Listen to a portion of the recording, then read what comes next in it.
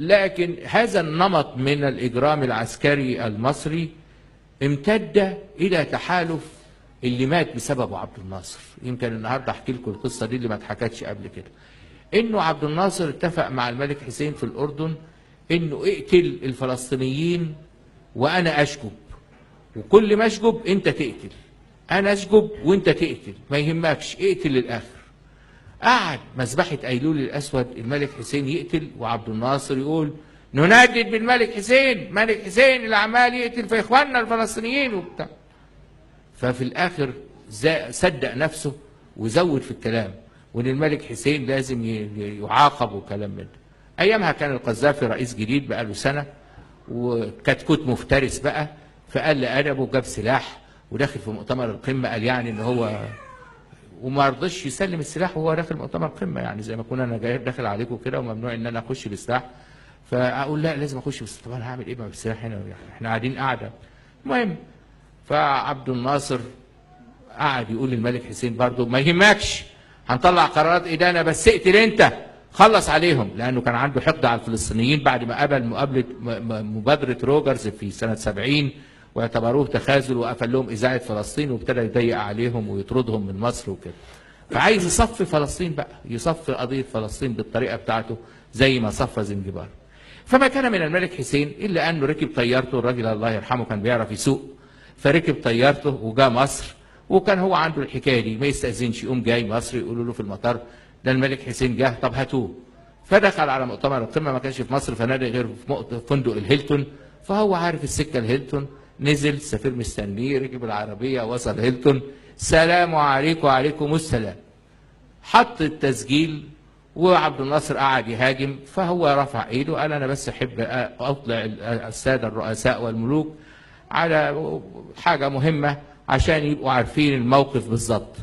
وقام مشغل التسجيل اللي فيه عبد الناصر بيقول اقتل وما يهمكش، اقتل وما بيهمكش، والساعه كذا بيقول له اقتل وما يهمكش، اضرب في المليان، اضرب في المليان زي ما الشيخ علي بيقول لعبد الفتاح السفاح.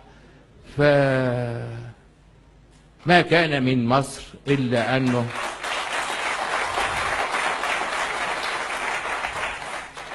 الأجهزة العظيمة قررت تصفية الملك حسين. الملك حسين ما يرجعش سليم.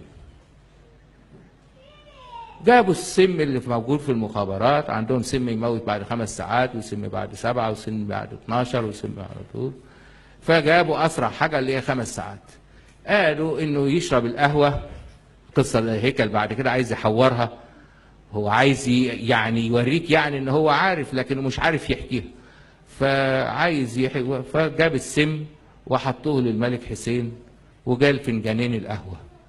يشاء العليم القدير ان اللي يشرب السم هو الزعيم الخالد مش الملك الشاب. فالراجل ركب الطيارة وروح الأردن، وعبد الناصر لما تعب في المطار ورجع المطار هو ما بيسمعش اخبار الا ايه؟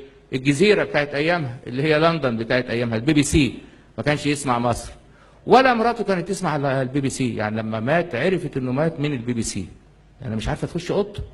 انتوا عارفين في الامن والحاجات دي الزوجه ما يعني ما حدش يقدر يخش، خلاص الامن لا يا ستي يفتح البي بي سي هي اللي هتقول لنا، يعني هو معاها وهو جوزها في نفسه ما عرفتش الا من البي بي سي. فالمهم هو كان الساعه 5 مستني انه يسمع في الساعة 5 وفاة الملك حسين فجائيا، ولا يعرف ان اللي هيموت فجائيا هو نفسه، وانه خلاص ساعته قربت بفضل هذا السم الذي وضع بالخطأ امامه.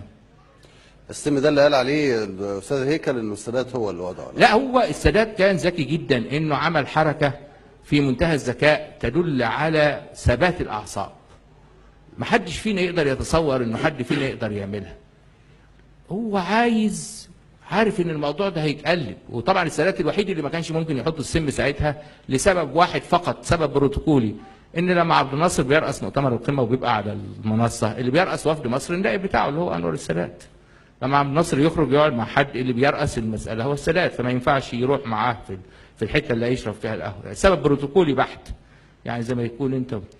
فهو بس الهيكل يعني مع السن يلخبط كده ويلوش كده وخلاص وشغل